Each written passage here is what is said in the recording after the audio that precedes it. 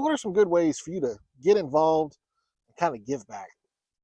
Hi everybody, I'm Rob and this is Stormcrow Overland, where we talk about going on adventures, road tripping, camping, and just generally getting out and enjoying life. And I guess sometimes fishing too. Uh, Sitting at work last night, working a night shift. I really should be asleep right now, but it was too gorgeous out and I figured I'd come out and fish a little bit. It's a really nice warm day and hadn't had a lot of those lately. And I figured while I was out here, I would kind of, what prompted this whole thing is I got an email letting me know that it was time to renew my Tread Lightly membership. Tread Lightly is a program I'm a big fan of, and I've been a member of. I'm going to continue to be a member of. When I go home, I'm going to renew my membership. It just got me thinking. There's realistically, if you're out overlanding and spending the money to have this extra stuff, whether it's tents or gear or lift kits or winches, you're doing all right. I mean,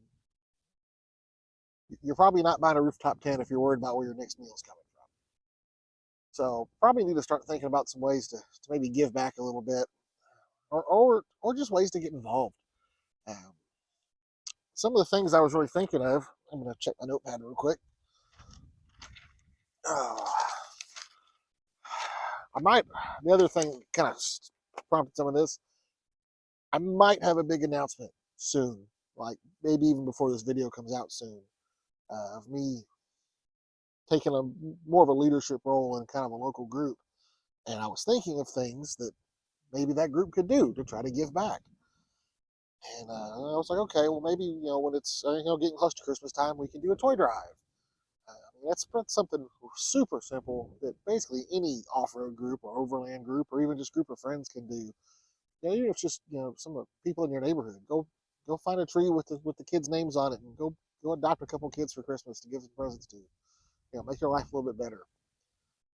The other one I was thinking of was, okay, maybe when it's close to Thanksgiving or any other time of the year, but Thanksgiving was just what stuck in my head. Maybe do a food drive. I was thinking maybe when, like whatever group you're a part of, if you're going to be meeting up around that time of year or any other time of year that you feel like helping out, let's do a quick food drive. Obviously on a voluntary basis, but just be like, hey, everybody bring a can or two of food or whatever's good to donate. And the other one, this is a pretty common one you see a lot with overland and off-road groups, and that's doing trail cleanups. And it's a little hard here in Oklahoma. There's not a whole lot of public land.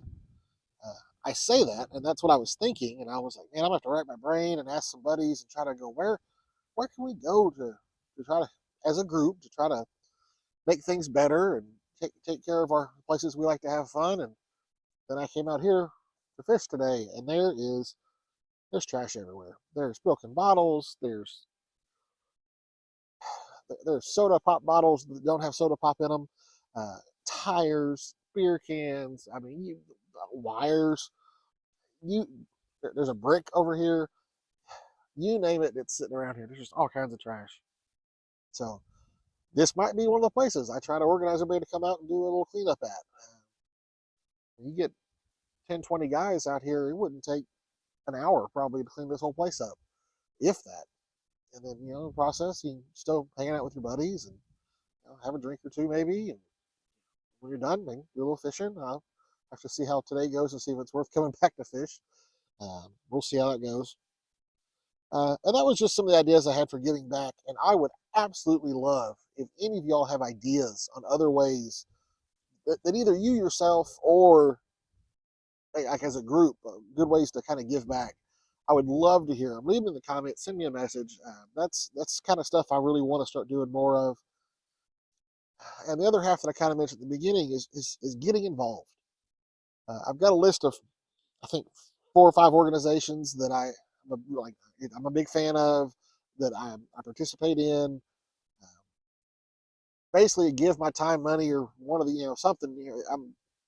These are programs I contribute to because I think they're worthwhile. The first 2 are kind of very similar, so we'll just kind of lump them together. It's Oscar Mike Overland and Veteran Overland, and I'll put links to all these down in the comments on the odd chance that you haven't heard of some of these places. But Oscar Mike Overland and Veteran Overland, basically try to help veterans that aren't already overlanders most of the time. Try to help them get out, meet some other people, go do something. It's not therapy, but it's good to spend time with people that have the same experiences you do. Gives you you're more likely to open up and share things with other people that have similar experiences, and they're going to understand things that you've gone through or someone else has gone through. I mean, I absolutely love my wife so much, and I will tell her all kinds of stuff. Doesn't mean I necessarily want to, share everything that happened overseas with her. She doesn't. At the end of the day, she doesn't really want to know all that. She doesn't really need to. It's not something I want to share with someone that hasn't experienced it. It's uncomfortable. But like I said, two great groups. I'm a member of Veteran Overland. I need to get involved with Oscar Mike Overland and see what I can do to help support them. But great groups that are getting out there doing good things. Moving on from there, I kind of already mentioned earlier, was Tread Lightly. I've been a Tread Lightly member for a couple of years now.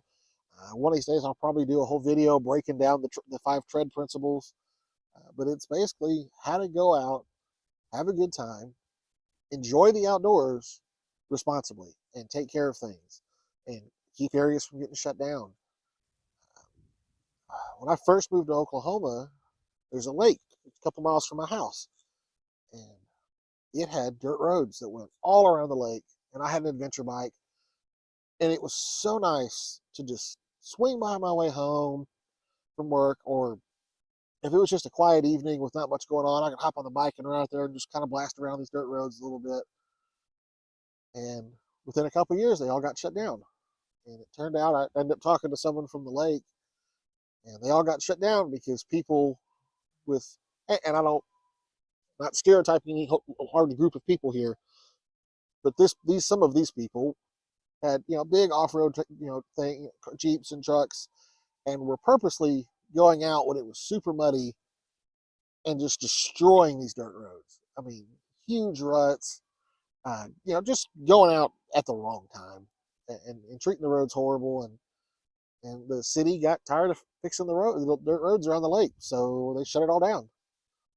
And then they paved most of it and turned it into a bike path, which is great if you're a bike person. It's a great thing for the lake. It's helped make the lake a lot nicer. But man, I really miss just cruising around those. Just they weren't nothing technical, nothing crazy, but it was just nice to just ride the dirt road around the lake, and kind of relax a little bit.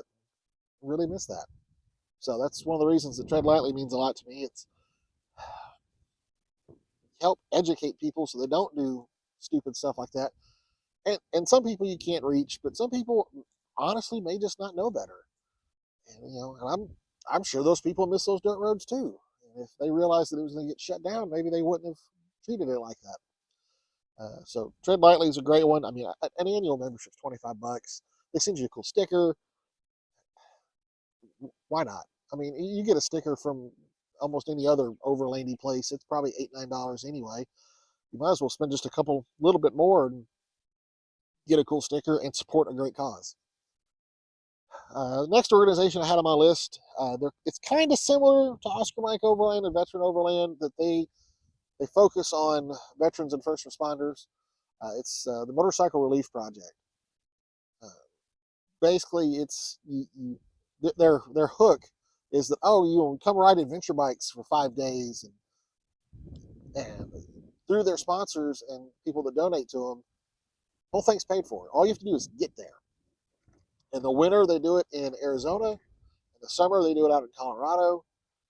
And you literally just have to show up. They have the bikes. They pay for the food. They pay for the lodging. I mean, even if you don't have gear, they'll help you. They'll help you with get gear.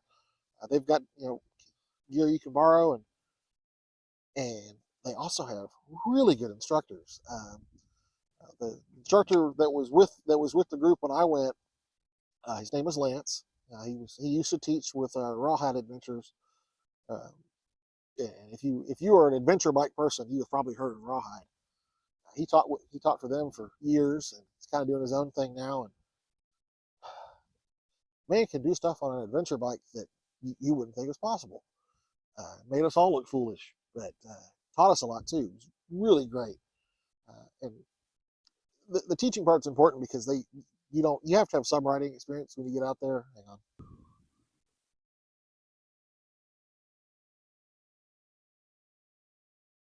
Sorry about that. I had a Fish and Wildlife guy show up and just wanted to see if I was catching anything, make sure I had a fishing license, all that.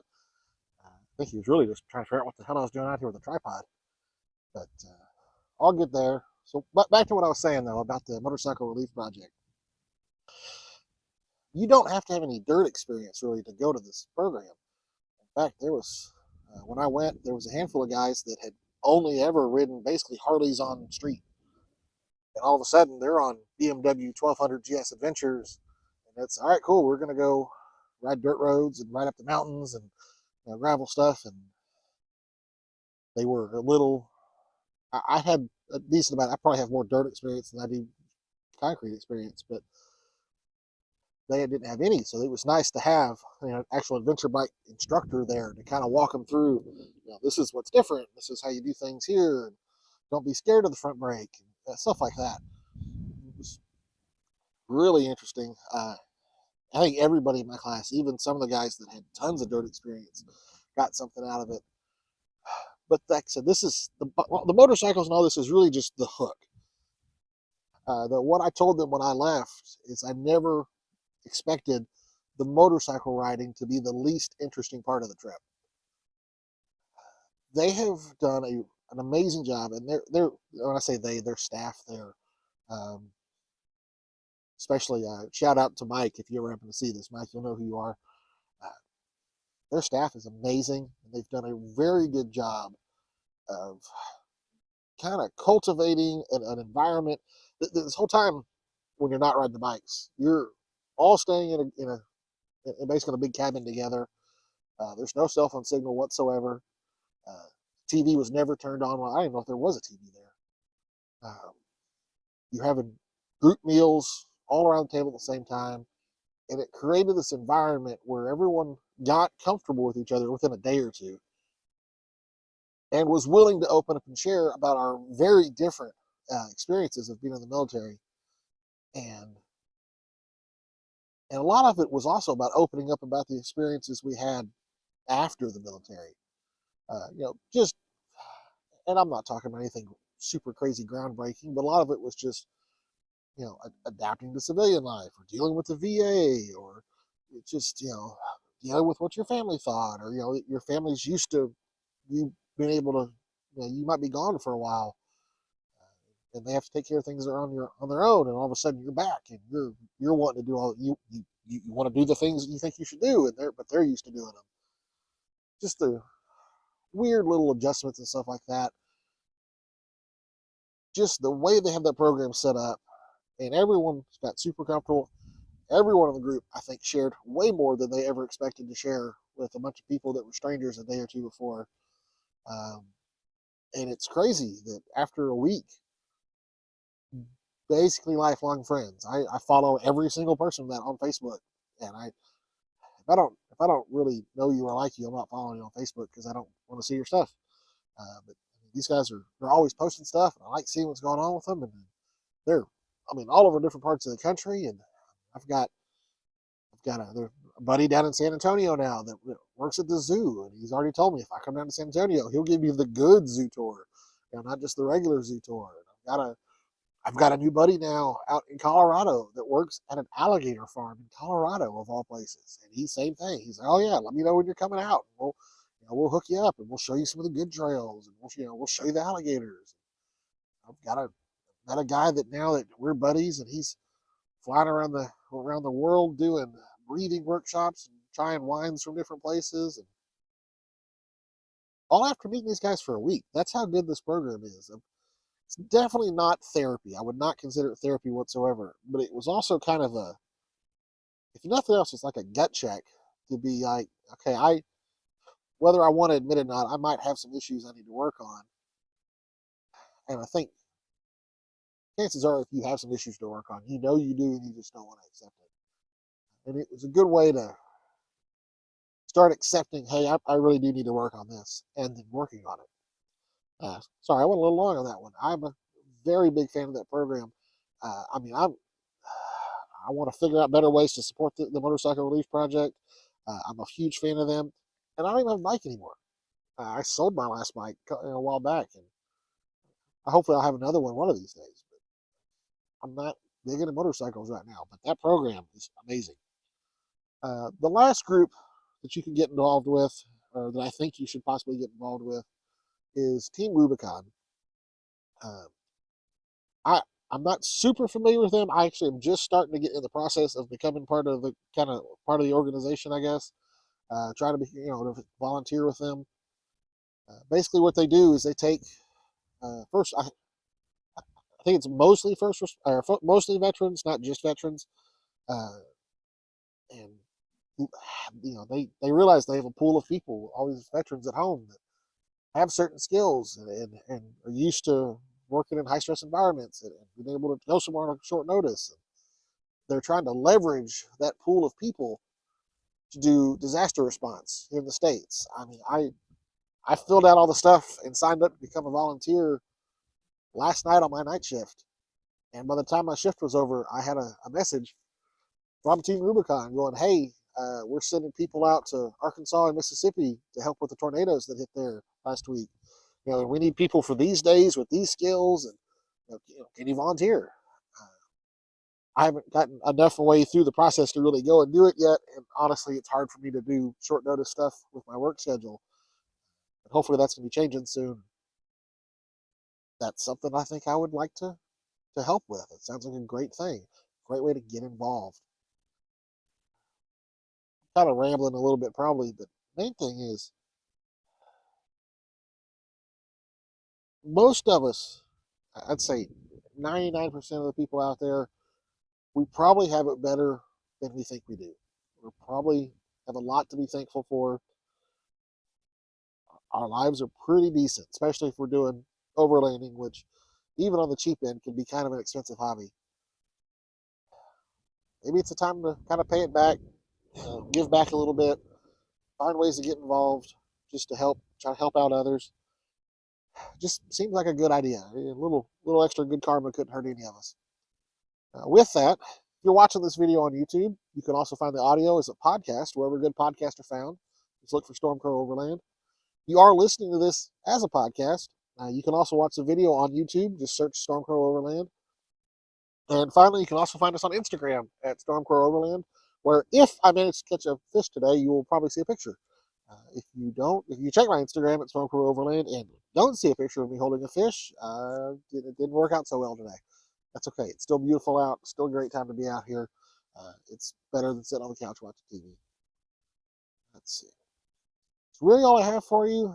If you like what you're seeing, I'd love to kind of build a community of like-minded individuals. So like, comment, subscribe, share, any of that kind of stuff, whether it's to the YouTube or Instagram or anything like that. If you've got any topics you'd like to hear me talk about, send me a message. Let me know. If you've got just questions about things, I've got one guy that he sent me a video topic idea, and then he sent me a question about something else later, and it was neat to have. I'm a new channel. I don't have that many viewers and subscribers. I realize the majority of my viewers are people I already know. They're like my buddies that are watching it to be nice, and that's cool. But it's really nice and really neat when someone you have no clue who they are, you've never met them, and all of a sudden they're sending you a message going, hey, I saw your video on this, but I got a question about this.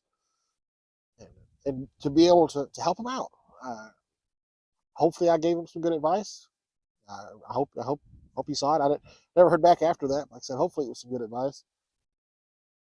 And then that's really all that we have. So just remember, sometimes you have to go out and get lost and maybe not catch any fish to find yourself. Thanks for watching.